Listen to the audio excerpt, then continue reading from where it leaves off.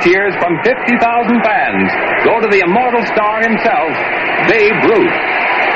The Bambino is still the game's greatest showman, and nostalgia is thick in the vast stadium when he's greeted by another Yankee builder, Ed Barrow. Today, the Babe wears his old uniform for the last time. His famous number 3 will never be worn by another Yankee player, but will go to America's baseball shrine at Cooperstown, New York. Babe takes a cut for the cameraman. The familiar stance and swing that once made him the most fearsome slugger of them all. Yankee Stadium celebrates its birthday with one more salute to American baseball's greatest guy, Babe Ruth. There are two kinds of people in this world. Those who love Old Bay, and those who've never tried it. Because once you taste this Chesapeake Bay seasoning, you'll immediately be turned into a canvert. Old Bay goes great on seafood, chicken, corn on the cob, french fries, pretty much anything. Join the legion of canverts in America. Pick up a can today. And before you know it, this could be you. Old Bay, the can that connects us.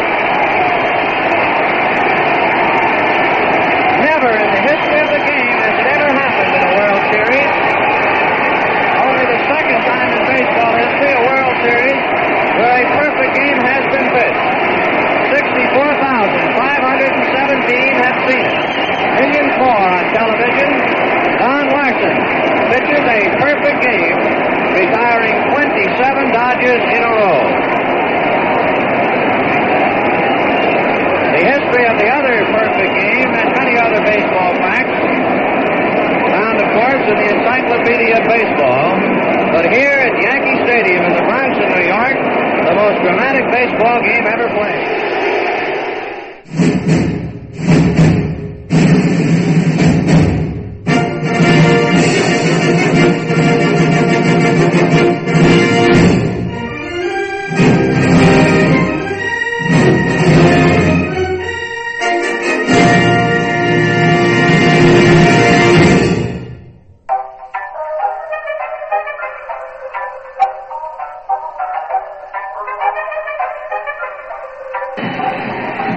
The next 2-2. Davis to left and will hit. Oh my! It's gone! Santa Maria! From high atop the Robinson Gearing Studio Complex and straight out of God's country, Pawleys Island, South Carolina, the Let's Talk Baseball Podcast Network proudly presents Backwards K Pod.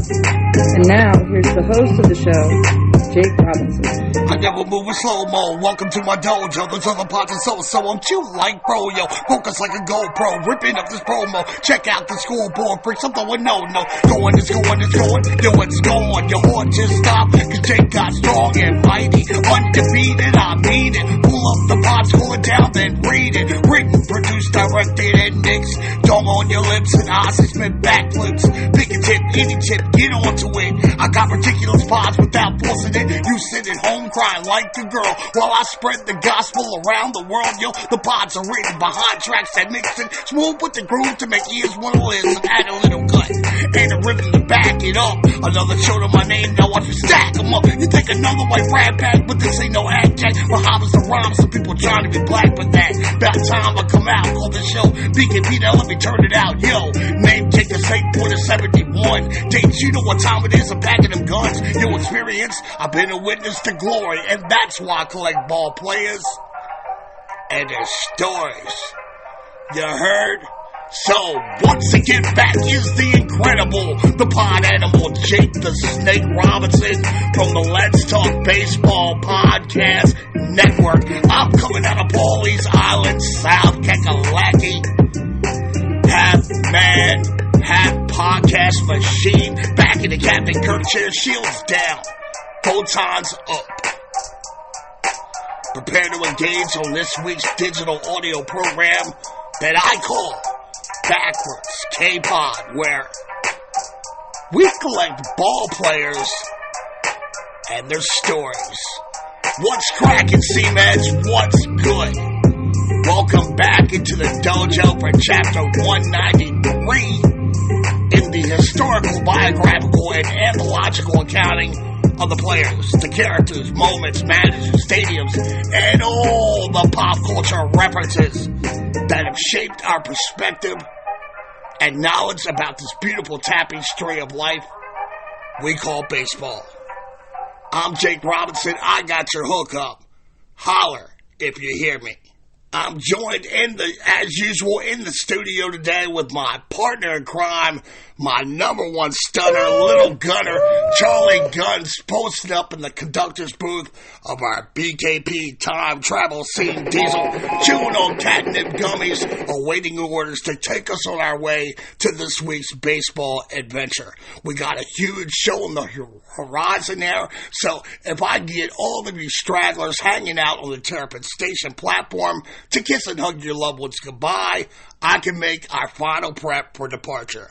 As I gaze out to the west of Terrapin, I can see clearly in our immaculately manicured jewel box retro ballpark down that left field line that disappears at home plate as our hometown BKP9 have already come bounding out of the dugout and taken the field for tonight's contest. Our starting pitcher has gone through his progressions, completed his warm-up tosses. Our catcher has gone down to second with an absolute seed on the bag. The infields are now flipping that rock around the diamond with a little snap and swagger, and the home plate umpire has cleaned off the plate and said those two magical words to begin our ritualistic summertime tribal dance, play ball. As the visiting team's leadoff stick approaches the dish to begin tonight's game, that's my cue, as usual, to get this train down the tracks. I'm calling all aboard, as I will have Gunner set our time and destination for this chapter for Wednesday, April 18th, 1923, the boogie down Bronx, New York City, as we will be detailing the history of the house that Ruth built. Old Yankee Stadium. So, hurry, step right up, get in where you fit in, make yourselves at home in our modern marvel of science and engineering. Take off your shoes, kick up your feet, open your kimonos, make yourself at home for our trip through time and dimensions today. As my boy Gunner is picking up the necessary quantum speeds needed to crack 6.0 gigahertz of RF on our spectrum analyzer. He's creating vast, anomalous, traversable wormholes, bending space and time, tilting the celestial scales in our favor to get us back to the Big Apple for opening day 1923, the first game ever in Yankees Stadium history. And boy, oh boy, where do I start with Yankee Stadium, right? Whenever I watched a baseball game in that building, it simply overwhelmed my baseball senses. The sights, the sounds, the pageantry. I would find myself feeling the divine presence of Babe Ruth, smashing an upper deck home run bomb to right field. So many moments to relive in your mind's eye. A baseball fan can certainly get lost in just the atmosphere of old Yankee Stadium. And throughout the world, there are many buildings or structures that become famous, legendary, or popular over time for a variety of reasons. You got Big Ben in London, the Eiffel Tower in Paris, the Taj Mahal in India, the Great Wall of China. America has always been in the forefront of stadium construction, and Yankee Stadium was one of those baseball cathedrals that sparked the imagination of baseball fans around the globe. Since the time of its opening more than 100 years ago, It housed the most prolific team in American team sports and some of the brightest stars in the baseball universe. All-time greats like dudes like, Babe Ruth, Lou Gehrig, Joe DiMaggio, Yogi Berra, Mickey Mantle, Reggie Jackson, Thurman Munson, Derek Jeter, Alex Rodriguez, and Mo Rivera. All those dudes called the marquee baseball stage home, providing some of the game's most indelible moments. But the New York Yankees did not have an auspicious beginning as a franchise, certainly not one that would lead you to predict that they would become the ultimate baseball superpower. In their infancy, the team was called the Highlanders, and they played their home games at Hilltop Park in Upper Manhattan from 1903 to 1912. In 1913, the Highlanders moved into Polo Grounds, home of the New York Giants, and they officially rebranded as the Yankees. And the two teams had a contentious, uneasy 10-year partnership at the Polo Grounds, and from 1903 to 1915, the Highlanders/Yankees never won the pennant and had 8 losing seasons in 13 years. But the Yankees' fortunes would turn in 1915 when a wealthy beer magnate, Jacob Rupert, and his business partner, Tillinghast Lahamadou Houston, brought the struggling team. And the two were determined to make the Yankees a winning franchise, and they made 2 significant moves that would lend to their future success and totally alter the team's history forever. The first thing they did was acquire the services of Babe Ruth from the Boston Red Sox in 1919. George Herman Ruth was in the process of revolutionizing the game from the small ball era, where slap hits through the infield, sacrifice bunts, and smart base running ruled the day, to a game that is more predicated on home run power and extra base hits. In 1918, Ruth led the league with Tilly Walker with 11 big flies, while splitting time on the mound with his pitching. In 1919, the year before he goes to the boogie down, he's pitching less and explodes for 29 home runs for the Red Sox. In his first year with the Yankees, he's no longer a pitcher in the 4-man rotation. He's concentrating solely on hitting. He smashes 54 home runs while playing his home games at the Polo Grounds. And with Ruth's ascent to superstardom, Rupert and Houston identified the need for their star to have his own stage. Attendance for Yankees games more than doubled from what they drew in previous years, and they were absolutely and consistently outdrawing the Giants at Polo Stadium, which embarrassed Giants ownership and team field manager, the cantankerous John McGraw. Even though the Giants had defeated the Yankees in 1921 and 1922 World Series tournaments, it did not lessen the fact that Babe Ruth and the New York Yankees were the bigger attraction in their home crib. So, the triggered McGraw and the Giants evict the Yankees in hopes they would move far, far away. And it was no skin off of Rupert's or Houston's ass, as they knew that while the Giants had the better team as of now, the Yankees had the bigger star in Babe Ruth, and the Bambino had outgrown the Bathtub Stadium high above Coogan's Bluff, and it was time to maximize the marketability of their big fella with his own crib. So the two owners would scout out various locations throughout the city for their new stadium. They checked out a plot of land in Queens, the Inwood section at the northernmost tip of Manhattan, as well as 136th Street and Broadway in Manhattan.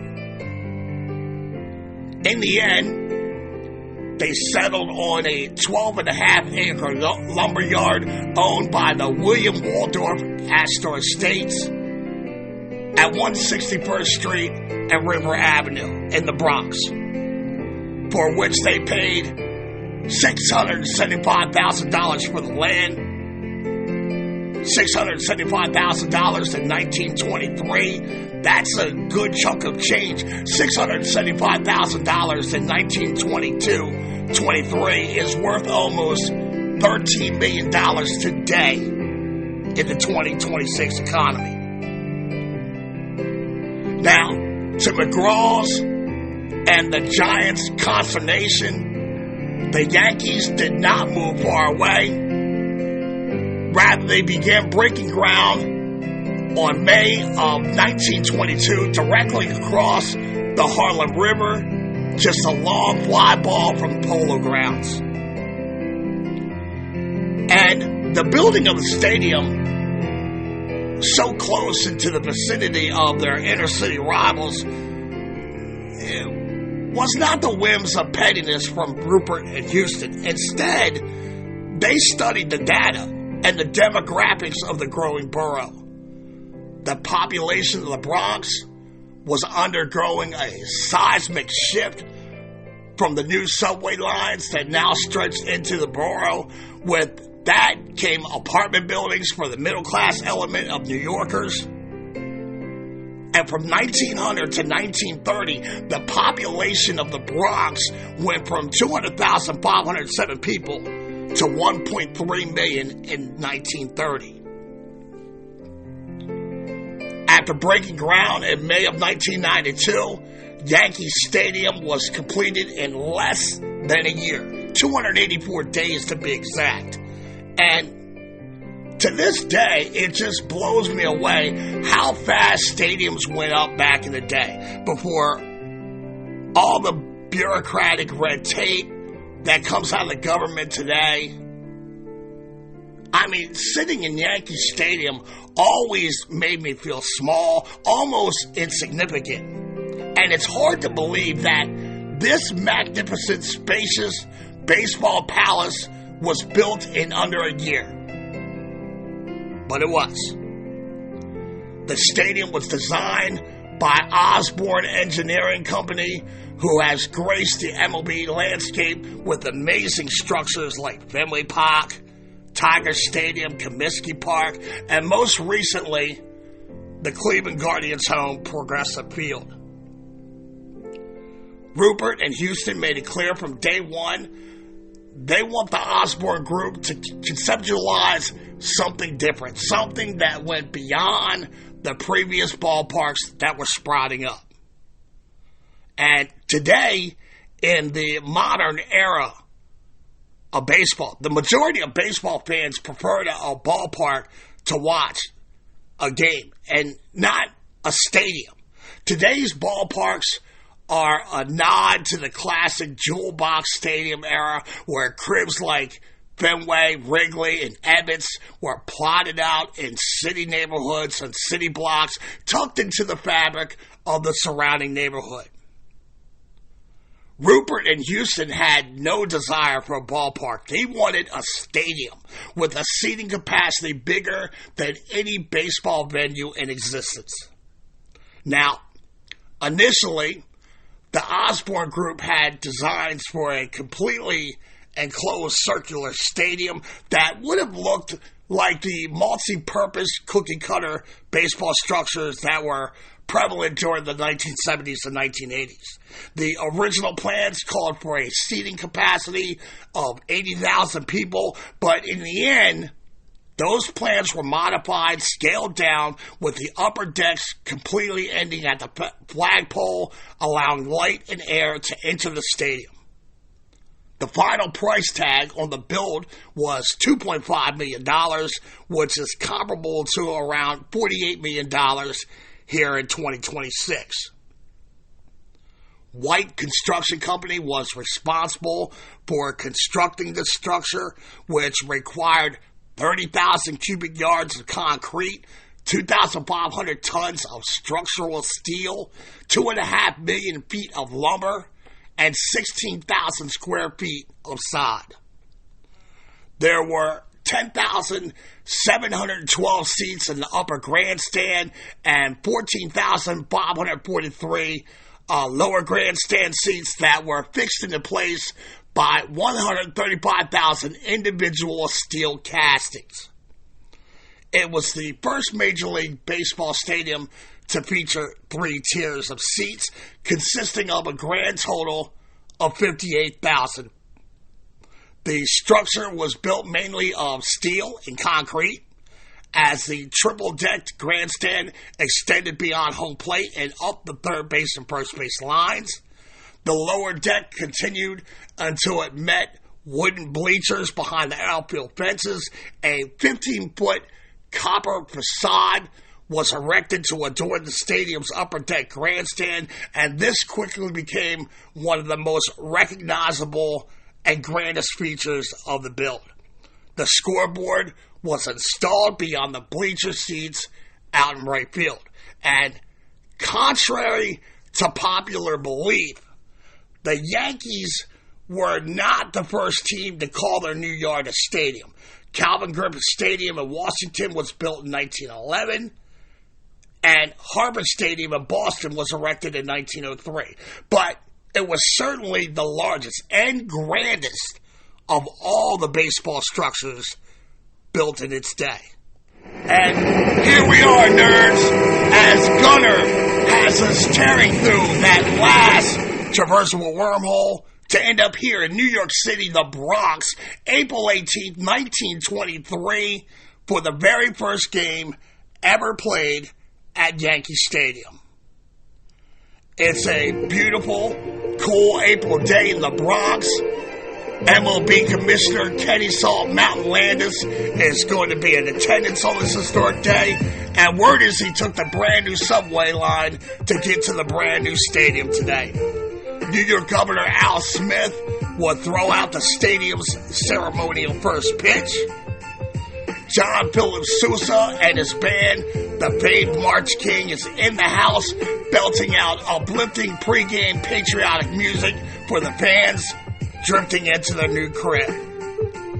The papers the next day would estimate that 70,000 fans showed up at the stadium to support the Yankees in that first game. Now, the truth is, that's likely an exaggeration considering the ballpark can only handle about 60,000 fans at full capacity. But whatever the genuine total is, there is no doubt that it is far and away the largest crowd to show up for an MLB baseball game up until 1923. Yankees pitcher Bob Shalke stymies the Boston Red Sox lineup, holding them to a 3-hit complete game masterpiece and route to a 4-1 victory over the Beantown rivals. Now, Shalke was a fine pitcher, 3-time World Series champion, a record of 195 and 140 with a 47.1 WAR and a 3.09 ERA. But with all due respect to Bob Shalke, nobody came to see Shalke that day. Yankee Stadium was built for Babe Ruth, and the Bambino doesn't disappoint. In the bottom of the third inning, with 2 Yankees aboard, George Herman clobbers a fastball off of Red Sox hurler Howard Emke that hugs the right field line and lands in the stands for the first home run in the stadium's history. And sports writer Fred Lieb dubbed the new crib the House That Ruth Built, a prophetic throwaway line that would prove to be true in more ways than one can imagine. A nickname that would stick for the more than 8 decades that the stadium was being used. And, the stadium was built to accommodate Ruth's immense pull power. Originally, in 1922, the right field and left field foul poles were 255 feet from home plate, which is 77.724 meters down the lines. And from there, the outfield wall shot out to the power alleys, 423 feet in right center field, which is 128.93 meters, and 474 feet to left center field or 144.475 meters. The deepest part of the stadium was known as Death Valley in center field, which began at 500 feet or 152.4 meters from home plate. And the field certainly benefited the sluggers' pull power, although some historians would argue that the short foul poles, they cost Ruth a lot of home runs, actually. Yanking fly balls, foul, and out of play. In fact, some have argued that the dimensions of Polo Grounds were better suited for the Babe. The stadium remained a work in progress. For its second season, the right field foul pole was moved back to 295 feet or 90 meters, and left field was moved back to 280 feet, which is 85 meters. And the new dimensions helped to reduce the so-called bloody angle between the right field foul line and the bleachers, which prompted many tricky caroms off the wall. Death Valley was brought in to 490 feet or 149 meters. In the 1930s, the Yankees closed down even more of the vast outfield expanse by moving center field into 461 feet, 141 meters, and left center field to 449 feet, which is 137 meters. And before the 1928 season, the Yankees added second and third level decks from the left field foul pole to the bleachers. In 1937, the same alterations take place on the right field foul line.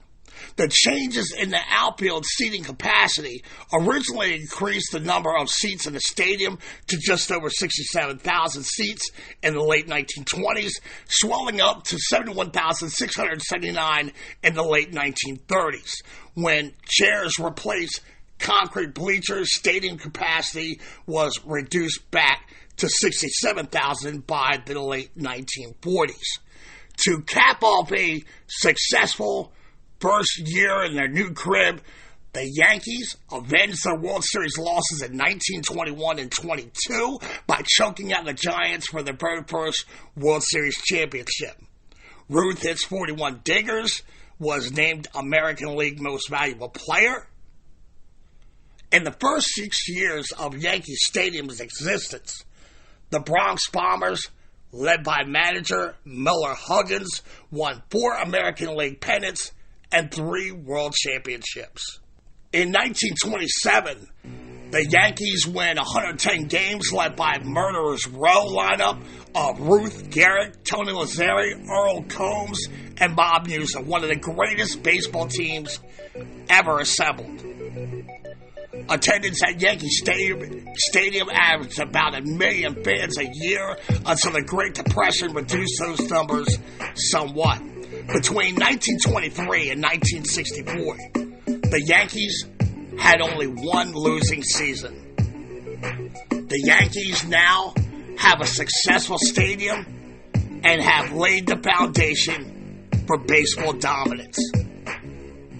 The new stadium was not without its tragedies. On May 19th, 1929, the Yankees take a 3-0 lead against the Red Sox.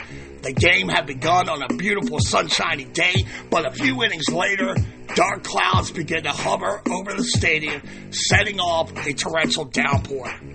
The fans in the right center field bleachers began making a mad dash for the exits, and in the melee, 2 Yankees fans were trampled to death, with 62 other people injured in the catastrophe. Even from their earlier years, to even today, the Yankees are staunchly tied to tradition, and that has sometimes made them slow to adapt and innovate. The first night game at Yankee Stadium did not happen until 1946, 11 years after the innovative technology was first introduced to the baseball universe by the Reds at Crosley Field. The Yankees were slow in holding Ladies' Day for their female followers, finally holding the first ever event until in 1938. More importantly, the Yankees were slow to embrace racial integration. It wasn't until 1955, 8 years after Jackie Robinson smashed the color line, that the Yankees add their first black ball player and catcher, Elston Howard. Their slowness to integrate, it's kind of ironic considering the Yankees had been welcoming Negro Leagues teams to play in Yankee Stadium for some time. The first Negro League game played at Yankee Stadium took place July 5th, 1930, between the Lincoln Giants and the Baltimore Black Sox. And for the next 2 decades, black teams regularly played at Yankee Stadium. From 1940 to 1947, the New York Black Yankees called Yankee Stadium home. But the crib was often rented out to other Negro League teams as well. From 1940 to 1946, a total of 145 Negro League teams played games at Yankee Stadium, drawing 984,000 people to the House That Ruth Built. Negro League teams meant prestige, large crowds, and a shit ton of money, which helped keep the barnstorming teams afloat.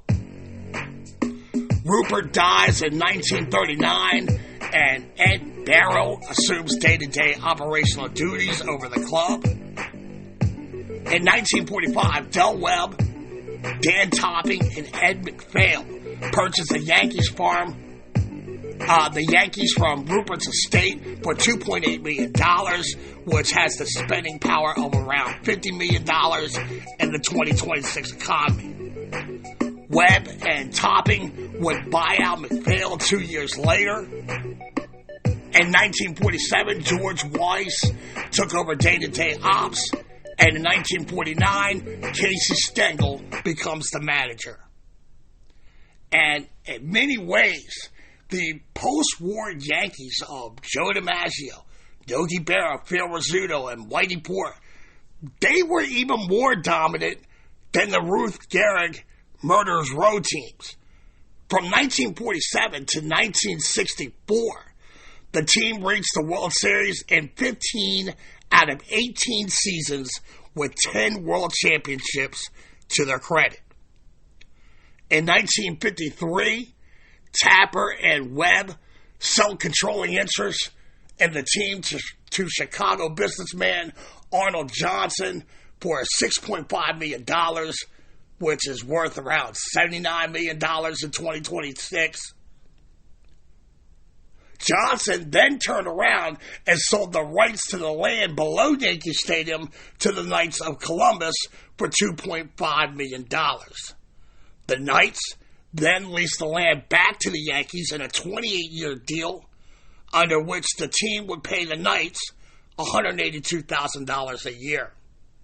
When Johnson purchases the Philadelphia Athletics with plans to move the franchise to Kansas City, the commissioner's office forced him to sell Yankee Stadium to avoid any conflicts of interest. John Cox, a friend and business associate of Arnold Johnson, took ownership of Yankee Stadium, and in 1962, he would donate the stadium to his alma mater, Rice University.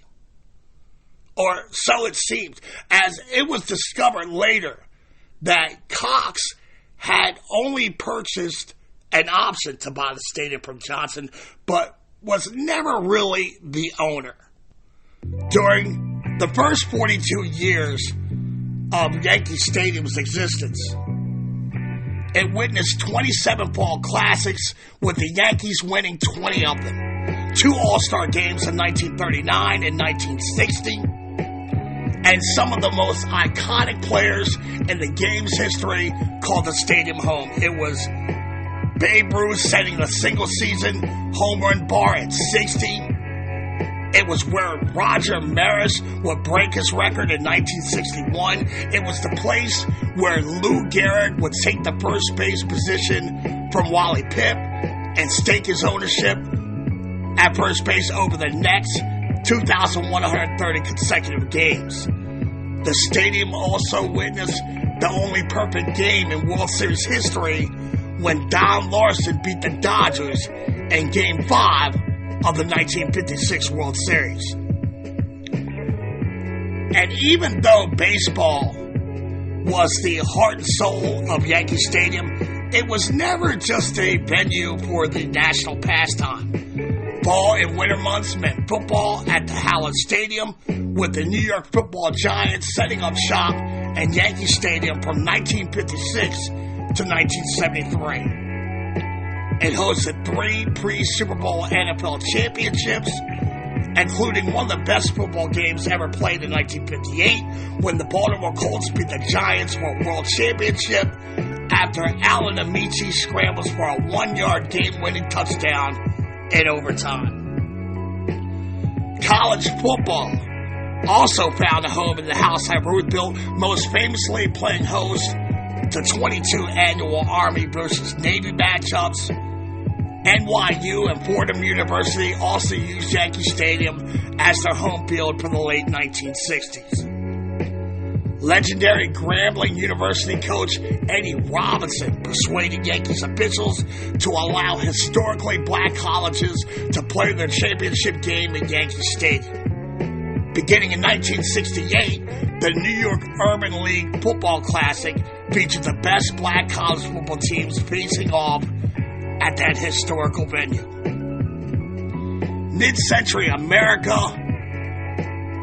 their other favorite sport was boxing, and over its first 50 years of life, the stadium bore witness to 29 title matches with some of the all-time great pugs. We're talking Rocky Graziano, Sugar Ray Robinson, Rocky Marciano, and Floyd Patterson. Just some of the greats who have drawn huge crowds and performed there.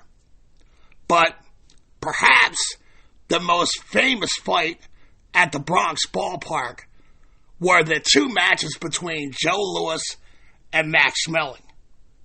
In 1936, the German fighter knocked Joe Louis out, which drew loud applause throughout Nazi Germany, and it empowered Adolf Hitler to spout his ideological theories about the superior Aryan master race. Louis would avenge his loss to Schmeling 2 years later with a rematch bout at Yankee Stadium, thoroughly dismantling of the German fighter with a knockout to regain his heavyweight crown and turning the Brown Bomber into an American hero. To see Yankee Stadium as purely a sporting venue is to miss another aspect of this monument's social value. To many Americans, Yankee Stadium was also a solemn place of prayer and worship. In fact, the largest crowd of paid spectators to ever visit Yankee Stadiums was not a sporting event at all. On August 3rd, 1958, more than 122,000 people filed into the cathedral for the Jehovah's Witness Divine Will International Assembly, filling all the stands and the seats stationed in the outfield area, with another 53,000 people outside the stadium listening on loudspeakers set up throughout the parking lot. The year before, evangelist Billy Graham had attracted over 100,000 people through the turnstiles, including Vice President Richard Milhouse Nixon, for religious revival. The Catholic Church also has strong ties to the stadium. On October 4th, 1965, Pope Paul VI was the first sitting pope to visit America. In addition to a speech before the United Nations Assembly and a visit to the Vatican Pavilion at the World's Fair being held in Queens that year, Pope Paul VI held a nighttime mass for 90,000 worshipers at Yankee Stadium.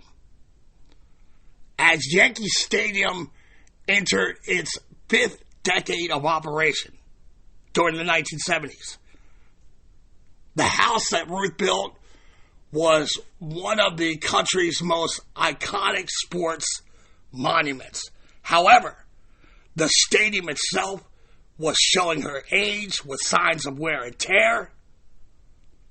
And, so was the Bronx. And with CBS now in full control of the Yankees and the stadiums, the Yankees brand is circling the drain of obscurity.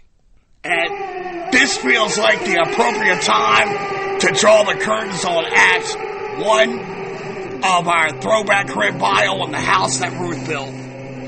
This is the point in the game where I pull my candy apple red Ferrari into the paddock to change these medium Pirelli tire compounds for a batch of pillow salt compounds before I head back out on the grid and chase a podium finish with this week's effort. Let me step out, collect myself, hydrate, rip a tube or two, hook my boy Gunner up with treats for a great first segment ode. And when I return, we'll pick up right where I left off in the construction and history of Yankee Stadium. BRB, you seamheads. Meet me on the dark side of the moon. I get it.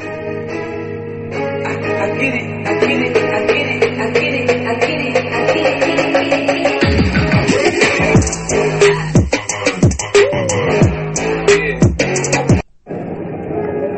To the opposite field with a base hit.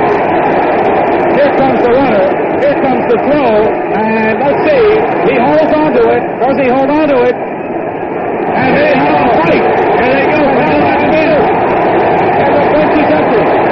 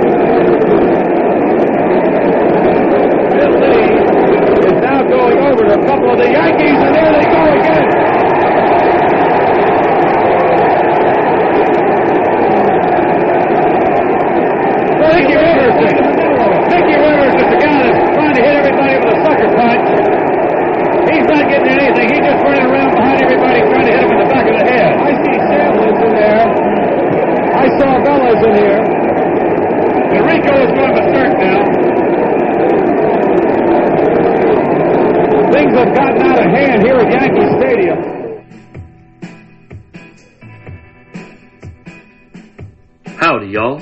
This is Big Tex Gage Gein, executive producer of Backwards K Pod. In Texas, we do everything big. After football and golf, there's probably nothing I love more than going fishing and enjoying a good crawfish boil. The only thing I dislike about going fishing is the lingering odor it can leave on your hands afterwards. Well, the Fish and Hand Cleaner is an all-natural liquid soap perfect for overpowering fish and bait odors from your hands. I can't tell you how many times I've eaten steamed crabs, lobster, shrimp, crawfish, and then washed my hands with regular soap, only to touch my eyes half hour later, and my face begins to melt off due to the damn Cajun no bay spices. Well, we also have a hand cleaner specifically formulated to use after eating shellfish and other seafoods. Perfect for cleaning spicy, smelly hands after a Texas-sized seafood feast. In these cases, don't settle for anything less than our crawfish hand cleaner, our crab hand cleaner, or the fish and hand cleaner. an ingenious trifecta of natural hand soaps developed and owned by a disabled Navy veteran. He and Jake have a true connection, as they were boot camp shipmates all the way back in 1989. So he is family, folks, and one thing we do here at the Let's Talk Baseball Podcast Network is look out for family. So you can support two grassroots companies by two former shipmate Navy vets. Crushing big bowls of shellfish or fishing on the banks of your favorite river while you listen to BKP. Sounds like a great day. You know, in fact, hey Mom, where are my poles? I'm gone fishing. There's also a buffalo wing hand cleaner in development as we speak. To check all of the incredible products of this great company, you can go to www.crawfishhandcleaner.com or call the home offices at 713-588-0290. That's 713-588-0290 to support the grassroots company that supports your grassroots podcast show. That's crawfishhandcleaner.com or 713-588-0290 to prepare for your summertime shellfish feast or that fishing trip you're planning. crawfishhandcleaner.com.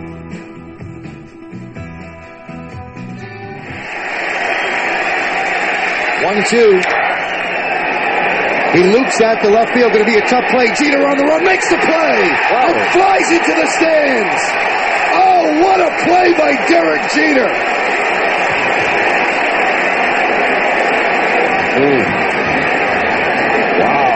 Wow. Jeter really banged himself up. I think he caught you could see the redness in his face. He caught the bar of that box. What a play. Oh, my goodness. He caught he had to know that was going to happen. I mean, it's just full tilt. There's no way you could stop. He had to hit one of the chairs. Yeah, on his way down. One of the chairs handles or something like that. No way he could stop it. Wow. That's just all out. Pure hustle, pure guts. I got to make the play. Nothing else matters. Oh, my goodness.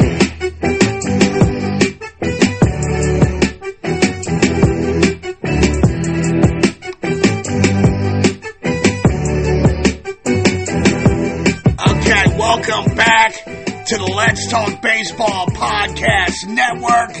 And this is Backwards K-Pod, where we collect ball players and their stories. And before I did the Tim Hardaway UTEP two-step crossover out the door for spots, I was detailing the history and construction of Yankees Stadium, the house that Ruth built. And it all goes back to 1915 when Jacob Rupert and his business partner, Tillinghast Houston, purchased the then New York Highlanders, a struggling baseball franchise based originally in Upper Manhattan, before sharing the Polo Grounds with the landlord stadium owner, the New York Giants, for 10 years. In December of 1919, the now New York Yankees, after a rebranding campaign in 1913, shocked the baseball universe when they buy the contract of Red Sox superstar pitcher and part-time slugger George Herman Babe Ruth. And with that one swift historical move, Ruth leads the Yankees to the 1921 and 22 World Series, where they will ball in defeat. And even though the Bombers had lost to their contentious roommates, the New York Giants manager John McGraw is triggered and embarrassed by the fact that the Yankees are outdrawing his Giants in their own stadium. So, the Giants have beat the Yankees after the 1922 season, but they are shocked when the Yankees build Yankee Stadium just a long fly ball away from Polo Grounds across the Harlem River. The stadium is a gigantic horseshoe triple-decked crib tailor-made in its dimensions to the team's two left-handed slugging superstars, Ruth and Lou Gehrig. From 1922 to 1965, the Yankees had appeared in 27 World Series, winning 20 World Championships, and the stadium had hosted 2 Midsummer Classics. The venue also saw numerous NFL football games and NFL championship games, various college football contests, instant classic boxing matches, as well as religious and faith-based revivals, which drew record-breaking attendance to the stadium. After 4 decades of service, going into the mid-1960s, Yankee Stadium was an established shrine in baseball. But she was beginning to show her age. The Yankees were being mismanaged into the ground, and the Big Apple herself was going through radical changes. And coincidentally, the 40 years of baseball domination ends around the time New York City was in decline that ultimately led to the 1975 financial crisis, where the city was on the verge of bankruptcy. 1964 marked the Yankees' last appearance in a World Series for the next 12 years, and attendance had been in a free fall. In 1964, Dan Topping and Del Webb announced they're willing to sell the team to the Tiffany TV network CBS. CBS purchased the team just as the team's on-field performance was beginning to erode. And to make matters worse, the Yankees fire a number of iconic figures, including manager Yogi Berra and famous play-by-play announcer Mel Allen. In 1966, iconic broadcaster Red Barber was informed that his contract would not be renewed at the end of the year, allegedly after Barber pointed out the small crowd on air in the late September game in the Bronx. When a paid attendance of only 413 fans showed up, Barber called it the smallest crowd in the history of Yankee Stadium and insisted the small crowd is the story here, not the game. By the mid-1960s, the once great Yankees dynasty had fallen on hard times. Mediocre teams, an aging ballpark, helped stifle the attendance, but there was another reason for the decline in attendance. Crime was skyrocketing in New York City. In 1960, there were 435 murders in the city. By 1965, the figures had climbed to 681. By 1970, the city suffered 1,201 murders, with burglaries, robberies, and car thefts, all seeing a similar increase during those years. And legitimate fears of crime were mixed with the anxiety of white New Yorkers about the racial changes occurring in the Bronx, although the population of both the city and the Bronx borough remained flat during the 1950s and 60s. New York saw a mass flight to suburbia of the white middle class, who were replaced in the city by a near equal number of lower-income blacks and Puerto Ricans. The Bronx had been almost 90% white in 1950. By 1970, blacks and Puerto Ricans made up 46% of the borough's population. In August of 1970, New York City Mayor John Lindsay is in attendance at the annual Mayor's Trophy game between the Yankees and the Mets at Yankee Stadium. And he takes special note of the surrounding neighborhood as he walks in the building, pays careful attention to the sparse crowd and the subpar product on the field. And he thinks to himself that he doesn't even recognize this team anymore, as it is but a shadow of the mystique that he grew up with. And Mayor Lindsay, whose political career seemed to be predicated on stamping out one crisis only to have two more emerge, He turns to Mike Burke, the CBS executive in charge of day-to-day ops for the Yanks, and he says, "We got to do something about the Yankees. Come to my office next week, and we'll figure out some solutions." The last thing Lindsay wanted to see was the Yankees move on his watch. The New York Football Giants had officially announced their move to New Jersey in August of 1971, as Lindsay and the Yankees are negotiating a deal over Yankee Stadium. Burke, for his part, happily accepted the invitation by stating that the team's preference was for a dome multi-purpose stadium that the kind of buildings that were becoming in vogue during this era. And barring that, the Yankees wanted a modernized stadium with improved parking and traffic infrastructure to accommodate the growing suburban fan base. In a letter to City Hall, a few months after the initial meeting, Burke makes clear of his concerns about the criminal element surrounding Yankee Stadium. Mayor Lindsay offers the Yankees a $24 million deal that would include the city acquiring both the land from the Knights of Columbus and ownership of the stadium from Rice University, with the rest of the money that's left over going into stadium renovations. And that $24 million figure being the same amount of money the city gave the Mets 10 years earlier to build Shea Stadium in Queens, New York. In 1971, the city used the power of eminent domain to take back both ownership of the stadium and the land it sat on. They then proceeded to negotiate with Rice University and the Knights for a fair value payout for the lost property. Meanwhile, the Yankees agreed to a 30-year lease with the city for the use of the renovated stadium. The city's generous offer was not enough to entice the CBS network to continue ownership of the Yankees.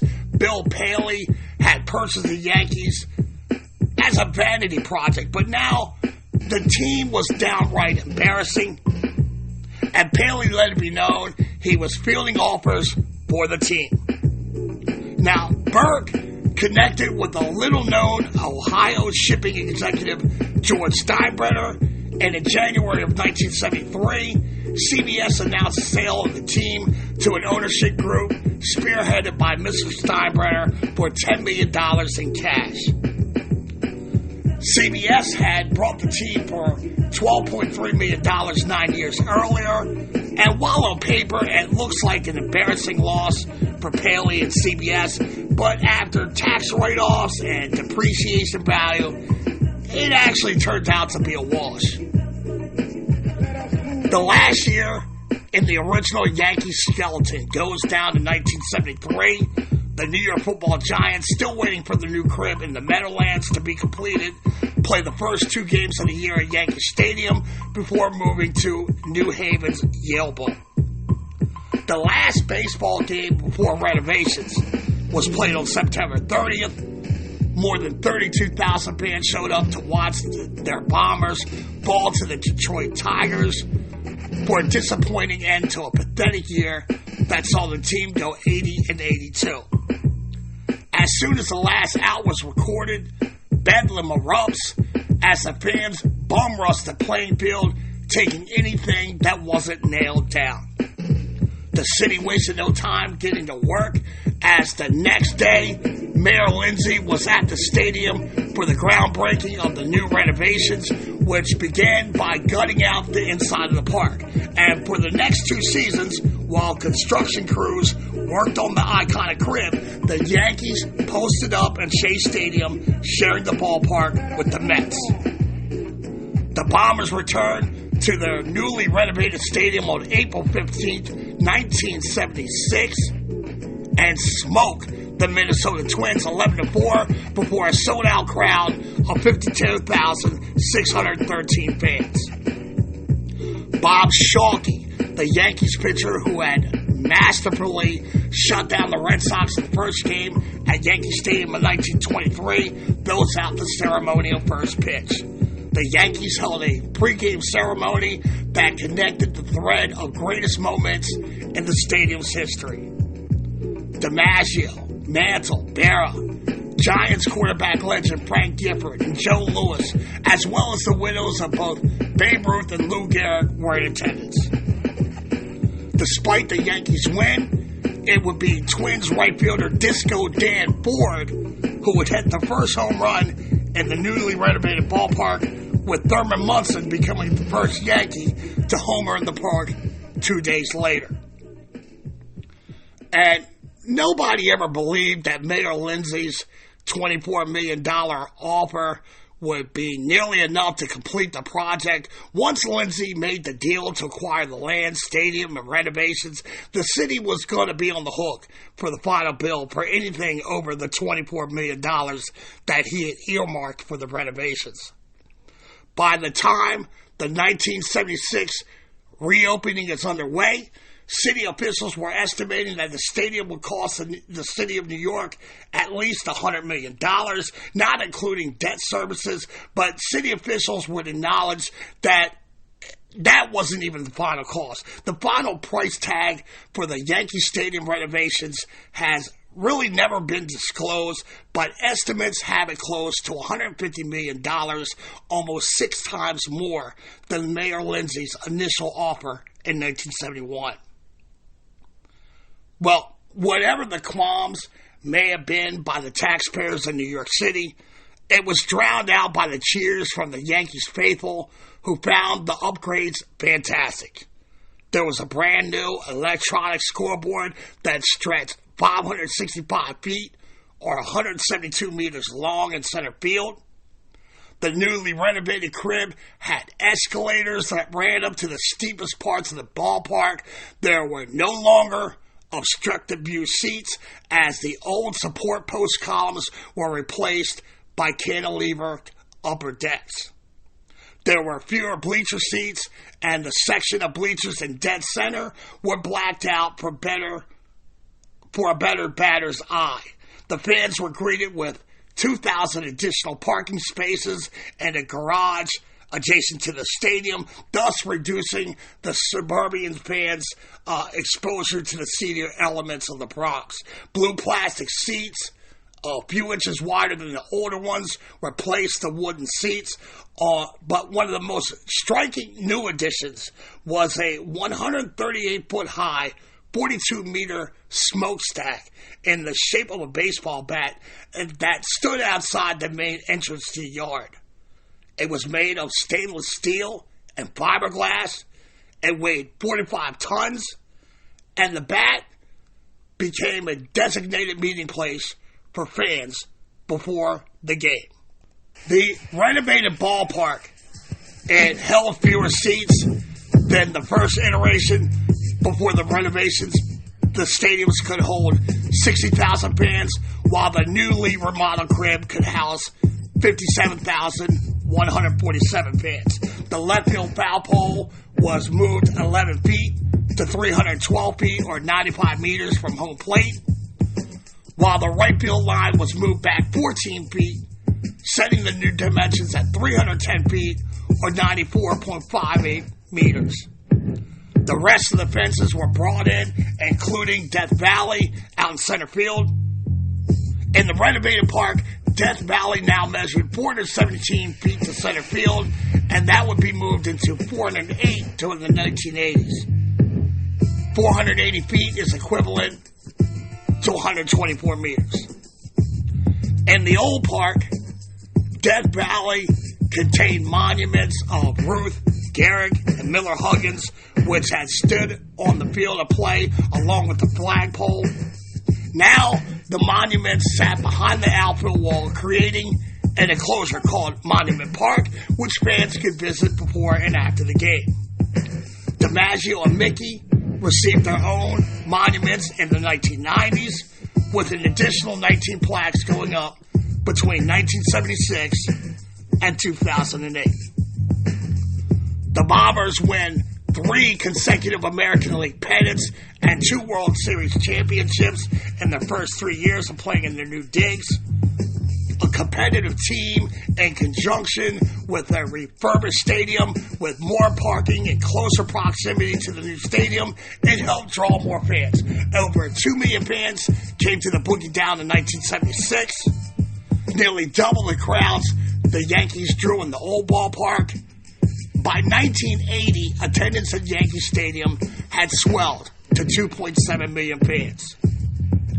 Despite the larger crowd, the situation in the Bronx was not improving. The borough lost 20% of its population during the 1970s. The South Bronx in particular, the area immediately to the south of the stadium, was especially hard hit by a wave of arson. During the 1970s, 7 census tracts in the South Bronx lost more than 97% of their buildings to arson and abandonment. Another 44 tracts lost more than 50% of their buildings. And this was on full display to the nation on October 12, 1977, Game 2 of the World Series between the Yankees and the Los Angeles Dodgers, and several times during the telecast, the camera scanned the Bronx horizon and panned in to capture a large fire just a few miles south of the stadium. Just one of the hundreds of fires that decimated the Bronx during the 1960s and 70s. Yet, suburban fans were not deterred from going into the Bronx to enjoy a game. The question became, what's going to happen when the Yankees are not competitive? Well, the answer to that question is answered during the 1980s and early 1990s. After the Yankees lost the 1981 World Series to the Dodgers, the team fails to make the postseason for the next 13 years. On top of that, the crime epidemic continues to worsen, with inner cities across America being ravaged by the rise of crack cocaine. Not surprisingly, the attendance begins to tail off, falling to 1.7 million fans in 1992. With falling attendance, this empowers George Steinbrenner to make overtures suggesting that the Yankees may have to leave the Bronx for good. A possible exodus to New Jersey was squashed when the Jersey voters rejected by a 2-1 vote to a $185 million bond measure for a brand new Yankee Stadium. And there was some debate as to whether the boss would actually move the team out of the Bronx, but there was too much history there, and the Yankees are nothing if not tied to tradition. Although fears of relocating the team lingered throughout the 1980s and early 90s, the team finds their mojo again in the mid-90s, and any talk of moving the Yankees was dismissed as a bad joke. After a 13-season drought, the Yankees finally made the playoffs in 1995 before losing to the Mariners in the ALDS. And for the 13 of the next 14 seasons, the Yankees made the post, win 4 World Series championships in 5 seasons from 1996 to 2000. The mini dynasty led by the core 4 of Derek Jeter, Mariano Rivera, Andy Pettitte, and Jorge Posada, as well as skipper Joe Torre, helped to revive the franchise. Just as the decline of the 1960s Yankee team coincided with the decline of the city that they played in, the success of the late 1990s team going into the new millennium mirrored the renaissance of the Big Apple. Under the mayoralities of Rudy Giuliani and Michael Bloomberg, crime and public disorder plummeted. The city no longer faced either looming bankruptcy or fiscal austerity and budget cuts. Between 1990 and 2010, the city's population increased by more than 10%. The Bronx saw an even larger increase in their population. These factors, plus the dominant Yankees teams of that era, brought an influx of more fans into the stadium, with 1.675 million fans in 1994. The stadium would break the 3 million mark in 2000 and the 4 million mark in 2005.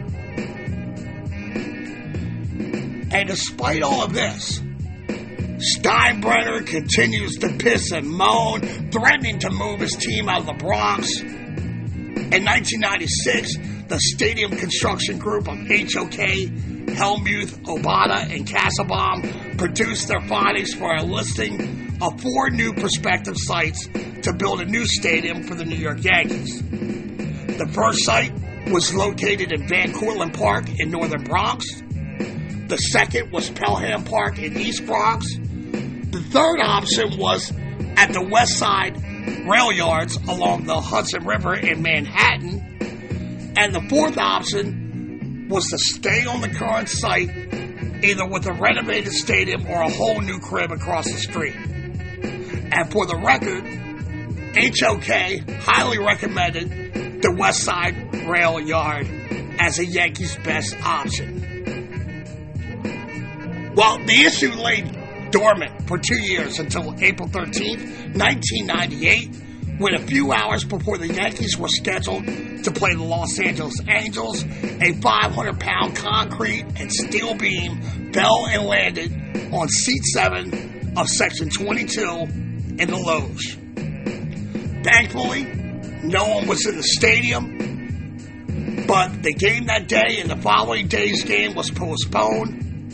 And the fallen beam gave Mr. Steinbrenner all the ammunition he needed to plead his case for a new stadium deal.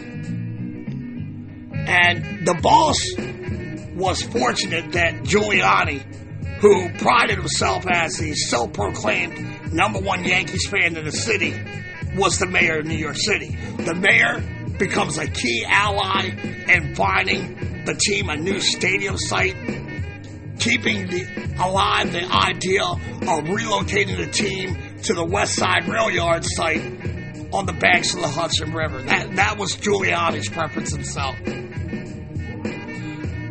Steinbrenner finds very little political support. Few believe that a taxpayer of New York should pay hundreds of millions of dollars to build a ballpark owned by private wealthy interests. The Yankees, by the way, are embroiled in one of their greatest seasons ever in 1998. By the end of the summer, perhaps recognizing the mounting pushback he is receiving, Steinbrenner begins to soften his stance and walks back his hardball negotiation tactics, saying that if the city can promise him 3 million fans a year, he would consider keeping the team in the Bronx. In December 2001, Giuliani announced his plan for 2 new stadiums for both the Yankees and the Mets. Both of these stadiums would have retractable domes, and the estimated cost was $1.6 billion, with the details of the financing not all the way hammered out, but it was clear that the onus would fall onto the taxpayers of the city. Giuliani's successor, Michael Bloomberg, nixed that plan shortly after taking office, calling it corporate welfare. However, a few years later, a new stadium for the Yankees was back on the table. The city would spend hundreds of millions of dollars to again renovate the stadium that owned, or they could come to an agreement on a whole new crib. In 2006, Mayor Bloomberg and state officials agreed on a plan for a new stadium for both the Mets and the Yankees. Financing would be a mixture of city, state, and private funding, and the Yankees, always tied to tradition, decided to build a new ballpark across the street from the House That Ruth Built in Macomb Dam Park. Groundbreaking for the new stadium began in August 2006 with a projected opening of April 2009. The Yankees made their 2008 season a celebration of the iconic house.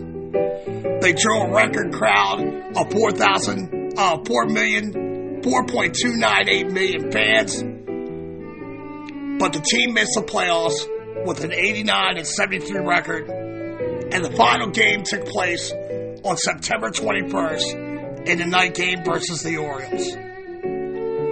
An ailing 98-year-old Bob Shepard, the Yankees public address announcer for 57 years, recorded the starting lineups earlier that day from his home studio to be played during the game. The pregame ceremonies featured Yankees from previous eras. The Yankees would beat the Birds 7-3, with Yankees catcher Jose Molina being the last player to hit a home run in the house that Ruth built. After Orioles second baseman Brian Roberts grounds out unassisted to first baseman Jason Giambi for the last out, the fans didn't storm the field as they had in 1973. The Yankees fans were well behaved and, for the most part, remained in their seats as star shortstop Derek Jeter addressed the crowd, grabbing a hot microphone and saying, "It's a lot of tradition, a lot of history, a lot of great memories." Now, the great thing about memories is you're able to pass it down from generation to generation. And with that, Jeter tips his hat to the crowd and then led his teammates to a victory lap around the venerable park as Frank Sinatra's New York, New York was blaring over the stadium loudspeakers. The refurbished city-fronted stadium had stood for 33 years from 1976 to 2008. During that time, it hosted 10 fall classics where the Yankees won 6 world championships and 2 All-Star games in 1977 and 2008. This iteration of the crib had more than its share of classic baseball moments and memories, like Chris Chambliss smacking a dramatic walk-off home run in the bottom of the ninth of Game 5 of the 1976 ALCS, with the indelible moment being Chris Chambliss fighting through a crowd of jubilant fans to touch home plate. There was Reggie Jackson owning the moment in Game 6 of the 1977 World Series when he clobbers 3 home runs off of 3 different Dodgers pitchers, all on the first pitch of their bat. You had Dave Roggetti throw a 4th of July no-hitter in 1987, perfect games by David Wells and David Cohn in 1998 and 1999. There was also controversial moments like George Brett and Craig Nettles throwing hands at third base after collision on the back. You also had the infamous Pine Tar game, where Brett has his home run off of Goose Gossage called an out after Yankees coach Billy Martin protested George's liberal use of pine tar on his bat.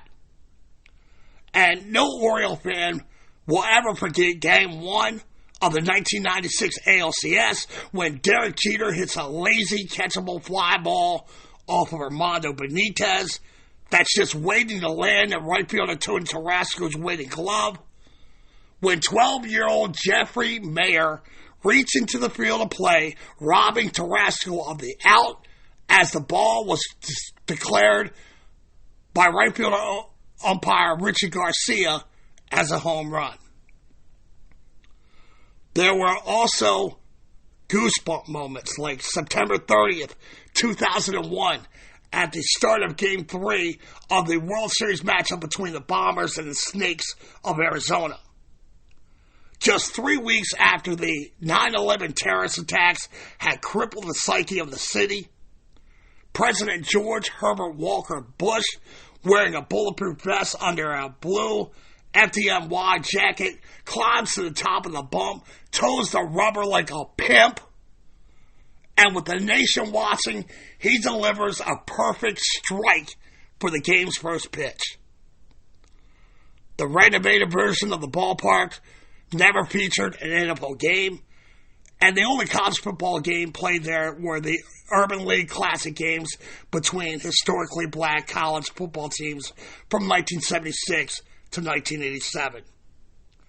In 1976, the remodeled Yankee Stadium hosted the New York Cosmos soccer team, led by superstar footballers Pele and Giorgio Chinaglia.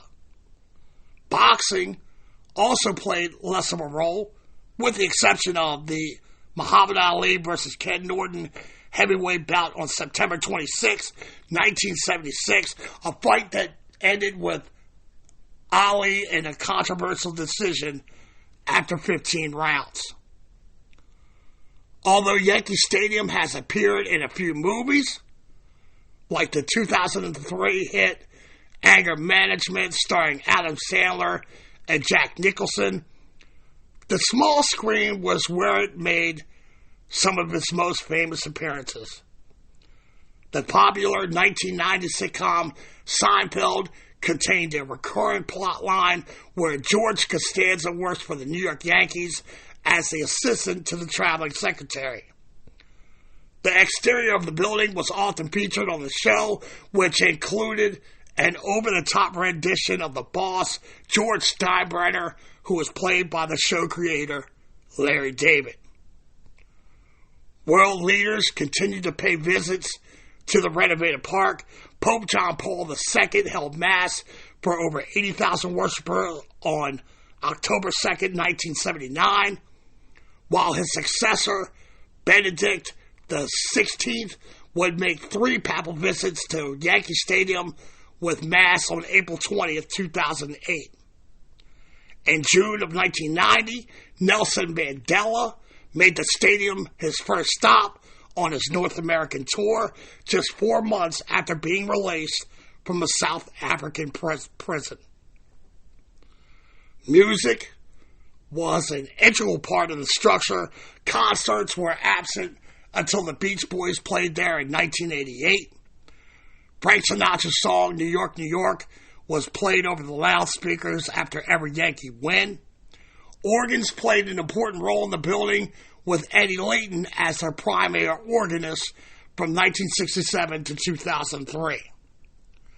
Robert Merrill, a smooth and powerful baritone crooner, became a fixture of the crib in 1967. Adorned in Yankees pinstripes with the number 1.5, Merrill would sing the national anthem on all opening days, old-timers games, and other special occasions. Apart from the music, no sound defined Yankee Stadium like the voice of Bob Shepard, who served as a PA announcer from 1951 to 2007.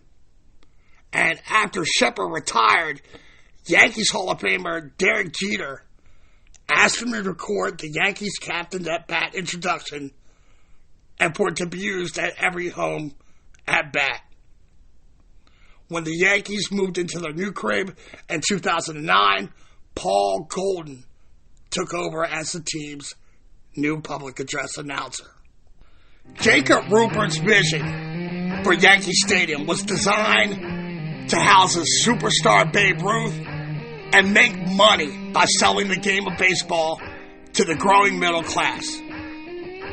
By contrast, the new stadium is a sports venue geared increasingly towards the needs of the affluent and rich, and it would become emblematic of what Mayor Bloomberg once called Luxury City. Rupert's Yankee Stadium was nothing if not grandiose, but it was an original piece of architecture that the teams were able to fill for decades with crazy history and memorable players and moments, successfully stringing together 85 unforgettable years of baseball history. Monument Park, Old Timers Day, Sinatra's New York, New York, from the old ballpark to the new one.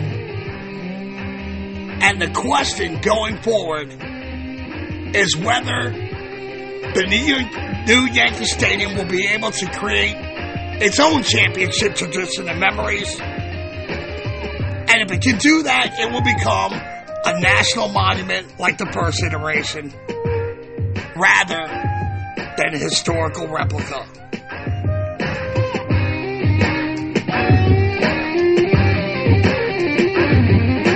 Ladies and gentlemen, boys and girls, seaheads of all ages, this has been the story of the house that Ruth built. I want to thank all you nerds for joining me on this presentation and lending me your ears this week. As Gunner has us racing up the tracks, feverishly trying to get you back to your loved ones, patiently awaiting your return to Terrapin Station, I see the Yankee Stadium bio getting smaller and smaller in our rearview mirror. I now turn my attention to I Never Say Die baseball hydra. I reach under my kimono, grab my trusty katana blade, and with a quick, decisive move, I chop the head off that beast, only to see two new baseball topics appear in its place. Next week, if Joe Morgan and Pete Rose were the catalyst spark plug, and Johnny Bench was the driver of the Big Red Machine during the 1970s, then our next topic was the power unit behind the production of the Great Eight. Ladies and gentlemen, next week, I give you the baseball path laid down by the big doggy, the one and only Tony Perez.